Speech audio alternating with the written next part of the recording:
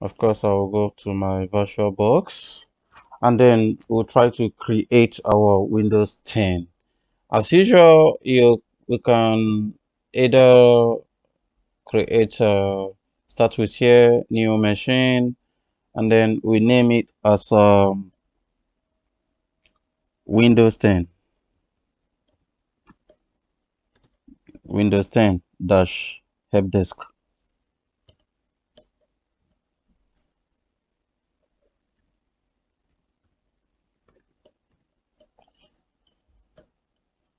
Or basically, I will just leave it as helpdesk.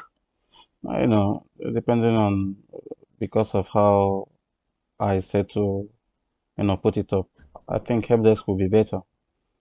I'll locate my ISO file, which is this, and skip unintended installation. Next, I'll leave my I'll leave it at to base memory of 2 gig and my CPU core I'll leave it at 2 as well. And next, next, and then finish. So we've created the empty, and the next thing is to set our network configuration. Under our network configuration, we have our system. Make sure you uncheck floppy. Under network, you can see our network is by default under NAT, but we are going to change it to internal network.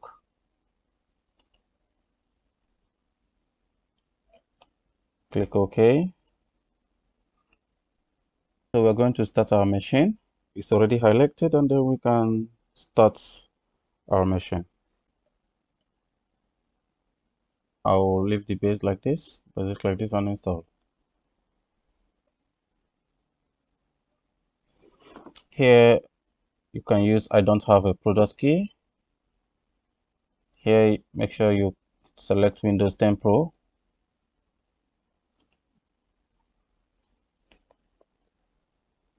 Accept user license agreement. That's the same format we did while installing Windows Server. This will take a little bit of time, so I'll just trim it off.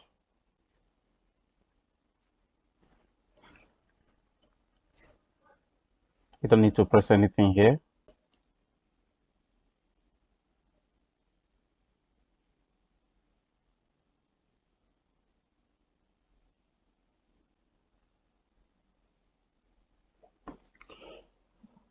I'll use United Kingdom here.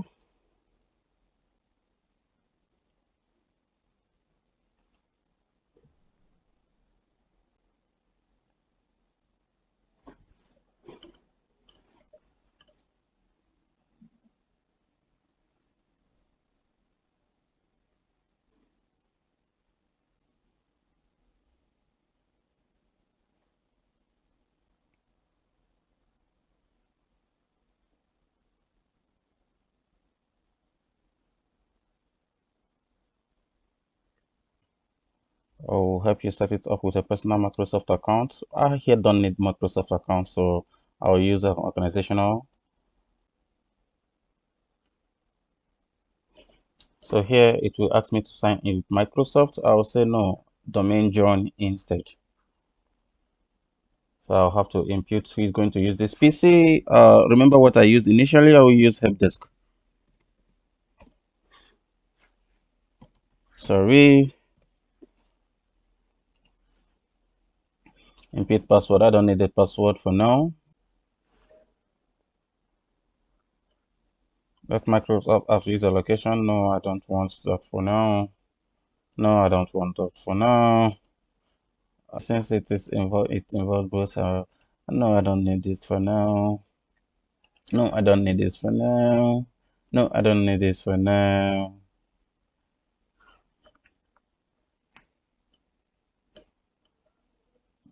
Let's customize your experience. Please, can you skip this for me? Please, can you skip this for me?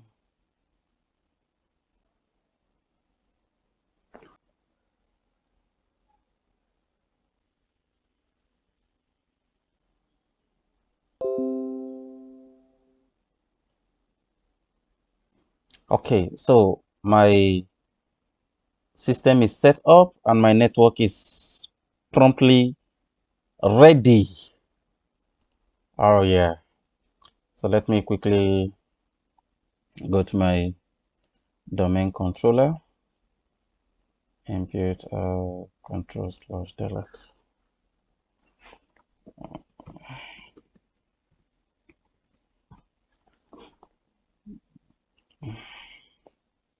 So this is my domain controller, and this is my client computer.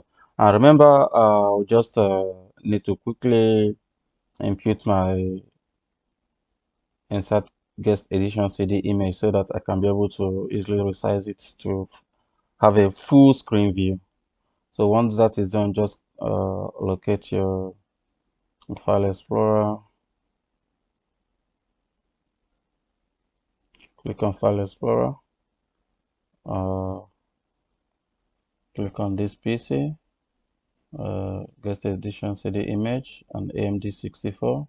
Just run it and then accept all necessary conditions and install.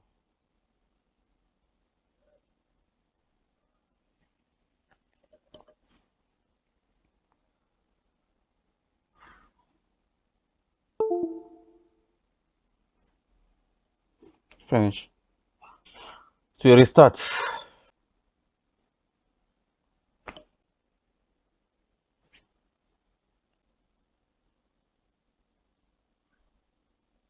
Okay.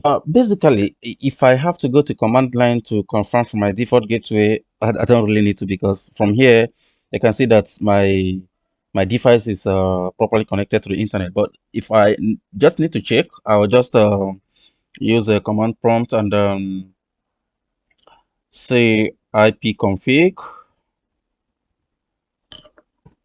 You see, I have a default gateway which was assigned to it initially, so I don't have any issue with it. Have an internet and I am good to go. So even if I need to check through the internet now, and so if I check google.com,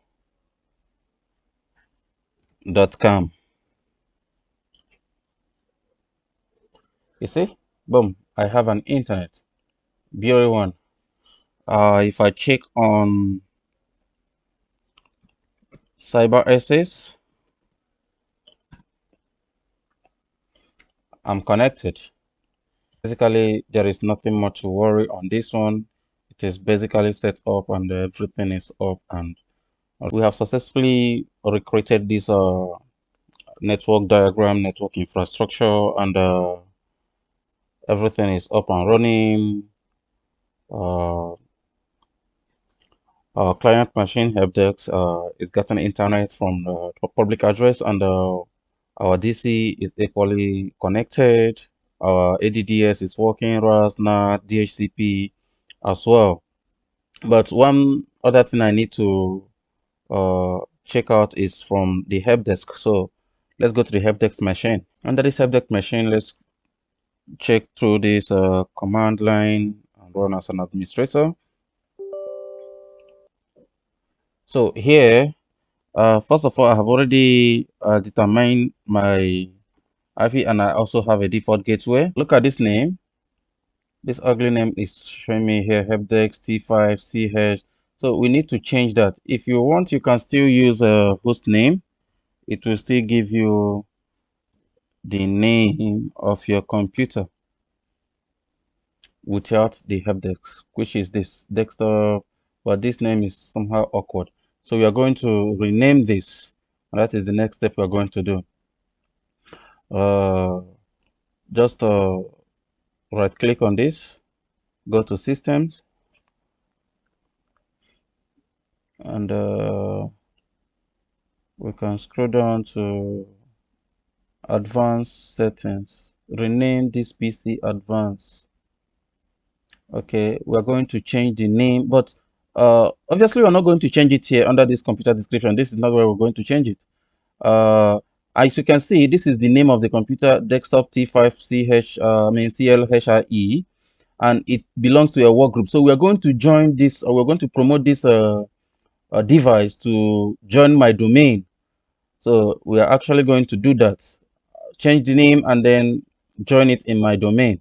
So we click on this change here, and then here we are expected to change the name. Remember what I used there from my diagram? I used helpdesk. So, and from work group, I have to place it under domain. And what is my domain? I used my domain.com. So this is the domain I want it to be, and it will require me to input my password here. I hope I can remember the username and password I used. Let's try.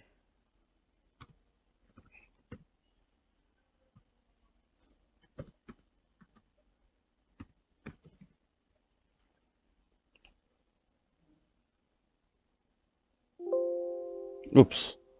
Oh, done. Okay.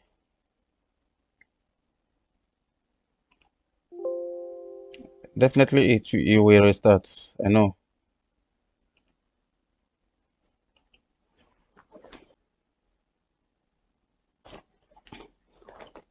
But I never use the password. Oh, I never use password. Okay, this is done, and my client's computer, my help desk is done, and let's quickly go to our server manager. Here we need to import keyboard, control delete, and our password. So remember when our client joins the domain, there will be a list of IP address that has been allocated to that. So let's try to check through that and see. We can click on here, click on DHCP, and when it pulls up, and we're expecting it to pull up, and yes, okay. So this is my domain. This is my IP address. This is my scope, and then address list. Yes, this is the client's address that has been assigned. Uh, this is the address that has been assigned. You see, address list, more options, and you don't need this one. So this is the address that was assigned to. Let me expand this more. You see, this is it here. You see, my helpdesk.my domain. So this is it here. Perfectly, it is working good. Now close this, and then there's something else again I need to equally show you just to confirm. Then from our active directory users and computers, we come here, active directory users and computers. Remember, we joined our computer to the domains, and under our domains here, we have computers here. You see our helpdesk now is here with all everything that has been configured on it, just to show you that everything is working properly. So that is that. And other thing again is I would like to use one of those users that I created from the PowerShell here to log into the system, just to show you that that will equally work. What I need to do here is I want to log in using my own account.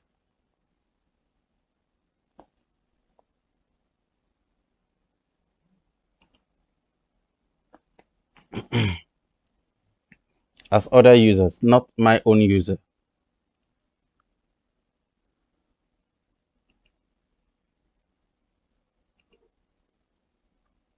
So I will enter in as another user under my domain, sign into my domain, which is H or B. I hope it goes with capital letter. Remember, we use all same password. I believe it should log me in. No. Uh, is it capital H or B?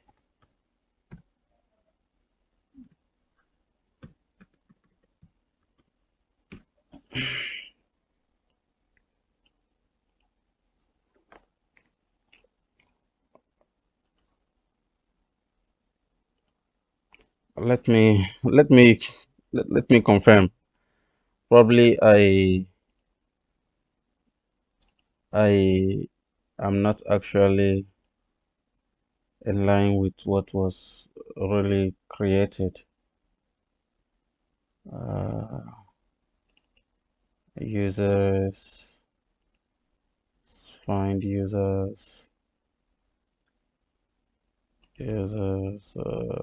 is users name of B.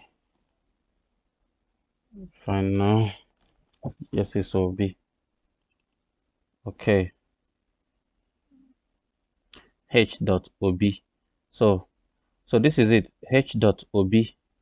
So that is the account that I'm going to use here. Okay, so I remembered what I did. I just need to, the name I used here, h.ob. So this was the username, and the password is this one. This should log me in properly. Yes, exactly. So it will take a little bit of settings because this is the first time. Each and every time you do that for all the whole individual users created, it will take you through this process. I'll try with another name as well and see what. So I am into my Windows 10. All these users created will not be in the same department, will not be in the same organizational unit. So some might be admin and some might be given some privilege right, and others will have just a normal basic right. So this is what uh, this is how the Active Directory is done and the domain controller is being done. Basically, this concludes this video, and I believe you have learned something from this. Equally obtained a very, very valuable experience and uh, knowledge from this myself, because I've not done this before, and this is my first time of creating such, and even creating it in such an environment with such an architecture is it's a whole lot of experience, and I believe to also add more in next videos to come. Thank you for watching my video, and appreciate your efforts. Thank you so much. Goodbye.